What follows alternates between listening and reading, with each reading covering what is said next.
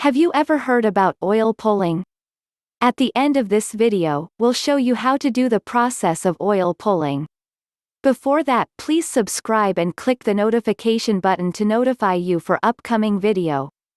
Ayurvedic medicine has used oil pulling for centuries, and was used in the oral cavity, to literally pull the toxins and bacteria out of your mouth and stimulate saliva production.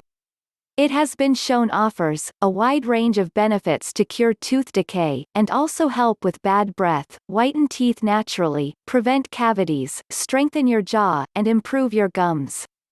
Research suggests that coconut oil can reduce inflammation. This may benefit oral health and inflammation in the mouth. Coconut oil has high levels of antioxidants and it contains lauric acid, which is known to fight bacteria and create a hostile environment for viruses. But not recommended if you are allergic with coconut oil.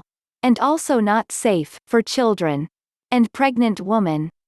Here is the preparation of oil pulling. Before you drink anything, first thing in the morning, gently swish 1 to 2 tablespoons of organic coconut in your mouth.